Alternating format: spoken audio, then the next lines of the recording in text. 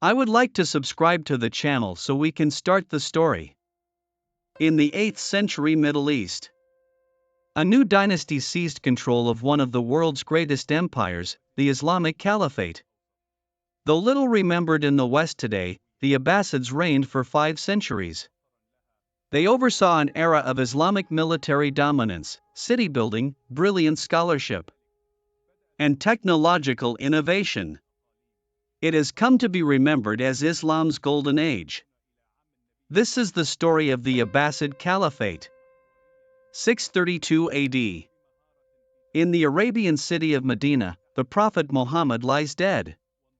His followers, professing the new religion of Islam, sweep across the Arabian Peninsula, uniting it under the rule of Abu Bakr, the first caliph, God's deputy on earth.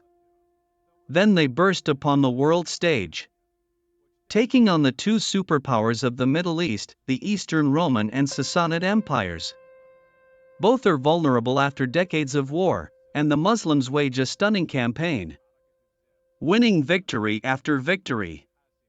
By 651 they have overrun 2/3 of the Eastern Roman Empire, and almost all of the Sassanid Empire. But in 656, the third caliph, Uthman, is assassinated, sparking the first Muslim civil war, or fitna. Ali, cousin and son-in-law of the Prophet Muhammad, has the support of the people, but he's opposed by the governor of Syria, Uthman's kinsman, Muawiyah.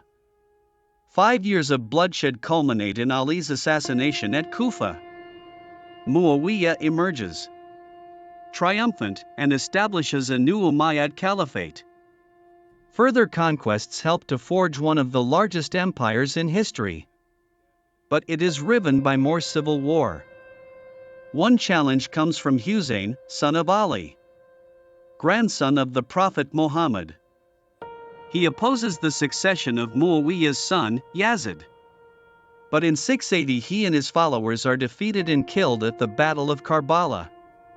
Supporters of Ali and his descendants will later become the Shiites. They still commemorate Husayn's death each year, on the day of Ashura. The vast Umayyad Caliphate continues to expand, but it contains serious internal divisions. Much of what we know about the Umayyad Caliphate comes from later sources, often hostile. But it seems clear that the small Arab, Muslim elite that dominated this great empire was increasingly unpopular with many of its subjects, including some of those later termed dhimmi. These were non-Muslims, including Christians, Jews, and Zoroastrians, who were treated as an underclass and made to pay extra tax. Even those who did convert to Islam, known as Mawali, were often treated as second-class subjects. Decades of discontent were about to boil over. The symbol of Umayyad authority was their white banner. But in 747, a new symbol rises to challenge their rule, the black banners of the Abbasids. The Abbasids are an Arab family, descended from the Prophet Muhammad's uncle al-Abbas, from whom they take their name. They and their supporters believe this blood tie to the Prophet gives them legitimate claim to the title of caliph, far more so than the Umayyads, whom the Abbasids later portray as decadent and despised. The Abbasids promise a return to true Islam, to correct teachings and moral leadership, and send missionaries and agents out across the caliphate to spread their message. In 747, with the caliphate once more racked by revolt and civil war, the Abbasids will seize their chance. In eastern Khorasan, a general named Abu Muslim, probably a Persian convert, launches a revolt and takes the black banner of the Hashemites as his symbol. The Hashemites, descendants of Hashim, are the extended family of the Prophet, with the Abbasids prominent amongst them. This frontier region, today comprising northeastern Iran and parts of Turkmenistan and Afghanistan, is particularly ripe for rebellion. Here Arabs and non-Arab converts live side by side. They intermarry and fight alongside each other to defend the frontier. For many, the Umayyads are distant and unpopular overlords.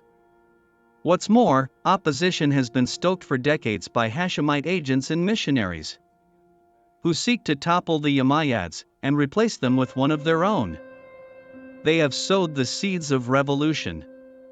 So when Abu Muslim begins his revolt, he quickly attracts followers, Arabs, Persians and Central Asians, many of whom are experienced warriors. And he proves a brilliant commander, winning a series of victories over Umayyad forces and occupying Kufa, capital of Iraq, in 749. The Abbasids now assume leadership of this revolution, and the following year, their forces meet the army of the Umayyad Caliph, Marwan II, at the Zab River. Most of what we know about the battle that follows comes from Abbasid sources. Caliph Marwan appears to have been a brave but reckless commander, launching a head-on cavalry charge against the Abbasid line. Abbasid historians tell how their own troops, inspired by recent victories, stand fast. Their spear walls repel the cavalry, the attack ends in disaster. Umayyad morale is broken, their army routed. Marwan himself flees the battle, but is pursued and killed in Egypt. Other Umayyads are likewise hunted down and exterminated. Even graves are desecrated. One surviving member of the dynasty, Abd al-Rahman, flees to Spain. Just a few years later, he establishes the Emirate of Cordoba, a second Umayyad dynasty that would flourish in Iberia for centuries. Meanwhile, Abu al-Abbas al-Safa becomes the first Abbasid caliph, though it will take the Abbasids more than a decade to consolidate their hold on power. Al-Safa moves the caliph's residence from Haran to Kufa, closer to the Abbasid power base in Persia. In 751, he sends an army to curb the westward expansion of the Chinese Tang dynasty. The campaign culminates in a bloody victory at the Battle of Talas, but also marks the limit of the caliphate's eastward expansion. Many who'd helped overthrow the Umayyads had sought the end of hereditary rule and a return to caliphs elected from within an elite group. They are to be disappointed. In 754, al-Safa is succeeded by his brother al-Mansur. The Abbasids will be the new ruling dynasty, and al-Mansur will prove one of its greatest caliphs. But his reign begins inauspiciously, with the execution of the brilliant and popular General Abu Muslim, now regarded as a potentially dangerous rival. Al-Mansur faces rebellion by the Alids, a powerful clan descended from the Prophet's son-in-law Ali. They resent the growing dynastic power of the Abbasids, and press their own claim to rule. Al-Mansur crushes the last major Alid revolt in 762, ushering in an era of stability, prosperity, and peace. That year, he orders the construction of a new capital on the banks of the Tigris River. Officially, it is to be known as Madinat as-Salam, the City of Peace. It will prove his greatest legacy, a city that will become one of the glories of the medieval world. Baghdad. In the reign of al-Mansur's grandson, Harun al-Rashid, the caliphate flourishes as never before, with Baghdad at its heart. There are many legends told about Caliph Harun al-Rashid, the rightly guided. He is, after all, a central figure in 1001 Nights, the masterpiece of Arabic literature. The image of al-Rashid that reaches us from such sources is of a devout, wise, and beneficent ruler who prayed 100 times a day, and each morning gave 1,000 dirhams to good causes. In legend, al-Rashid wandered the streets of Baghdad disguised as a beggar, to see how his subjects lived. He was a brilliant horseman and patron of the arts, and a keen chess player. His court was a place where religion and philosophy could be argued and debated openly, even, on occasion, by a woman. In the caliphate, as in the rest of the medieval world, few women held high status in their own right. But as mothers, wives, and concubines, they could exert huge influence. Al-Khayzaran, once a Yemeni slave girl, rose from concubine to caliph's wife, and wielded significant power during the reign of her husband Caliph al-Mahdi and son Caliph al-Rashid. Famed for her intelligence and learning, she held discussions on policy and military strategy, received foreign ambassadors, and intervened on questions of justice. Much of her own enormous wealth, she spent on public works and charity. Many likened her to a co-ruler, or even the real caliph. The success of al-Rashid's reign was underpinned by efficient government and administration. Much of it was modeled on that of their predecessors, the Sassanids. And they made extensive use of Persian and Central Asian bureaucrats. Of particular note was the Barmakid family. The Barmakids were descended from high priests of the Buddhist temple of Nabahar near Balkh, in modern Afghanistan. As early Abbasid allies, they played an important role in government, helping to foster an age of Islamic statecraft, imbued with elements of Sasanian Persian culture. They served the Abbasids well for 3 generations. But the power games of court could be dangerous and unpredictable. In 803, al-Rashid decided the Barmakids had got a little too big for their boots. The family experienced a sudden and dramatic fall from favor, with many of its members imprisoned or executed. Their demise ended Barmakid control of the post of vizier, a position that had recently emerged at court as the caliph's senior advisor and chief minister. It was a role of enormous significance. Some viziers would later wield so much power they overshadowed the caliph himself. The fame of al-Rashid's court spread far and wide. Charlemagne, king of the Franks, Holy Roman Emperor and the most powerful ruler in Europe, sent several embassies to Baghdad.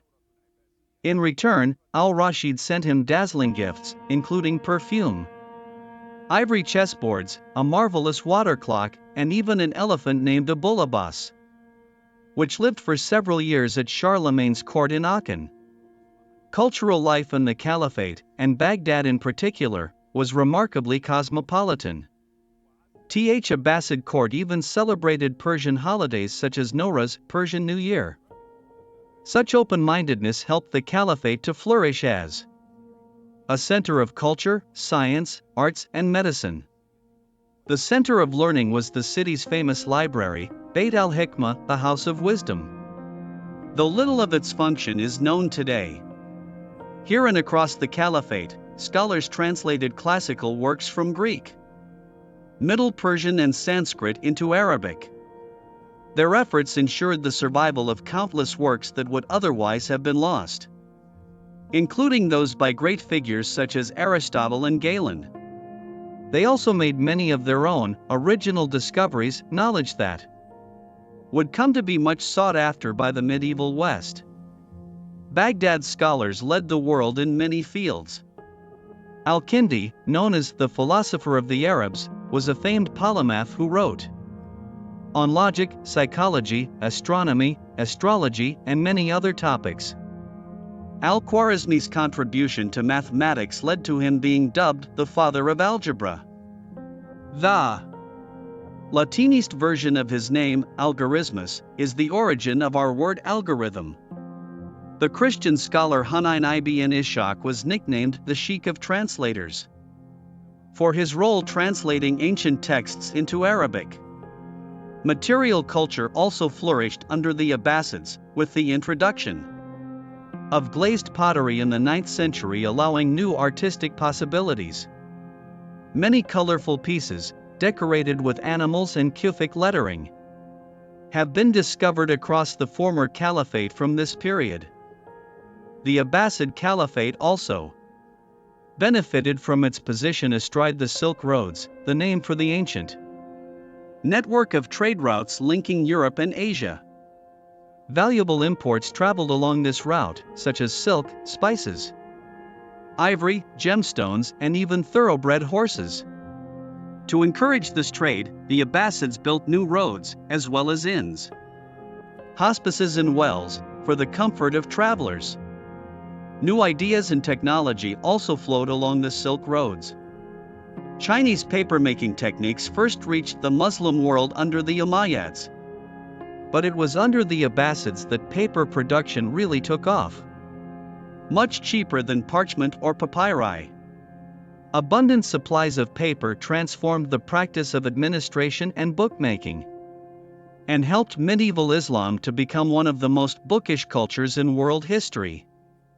In the 7th century, the first Arab conquests had pushed the frontier of the Eastern Roman Empire back to the Taurus Mountains. Since then, the Caliphate and Empire had been in a state of almost perpetual war, with frequent raids by both sides across the Syrian frontier. Twice, the Arabs had even besieged Constantinople itself, but failed to take the great city. In 782, al-Rashid himself had led an Abbasid force as far as the shores of the Bosphorus. By 804, the Eastern Roman Empire was paying annual tribute to the Caliphate. When Emperor Nikephoros stopped the payments, an Abbasid army crossed the Taurus Mountains and took his army by surprise at Knossos. The Romans suffered a heavy defeat. The emperor himself was lucky to escape with his life. The cycle of raid and counter-raid continued for years, with al-Rashid even moving the Abbasid capital to Raqqa to be closer to the frontier. But this fixation on his rival to the west may have blinded the caliph to trouble in the east. In 809, news arrived of revolt in Khorasan. It was while traveling east to face down this rebellion that Caliph Harun al-Rashid became sick and died. His 22-year reign would come to be seen as a golden age for the Abbasid Caliphate, a time of prosperity, stability, intellectual and cultural achievement. But al-Rashid's own efforts to ensure a peaceful succession were about to backfire disastrously and plunge the caliphate back into civil war. I hope to subscribe to the channel. Goodbye, friends.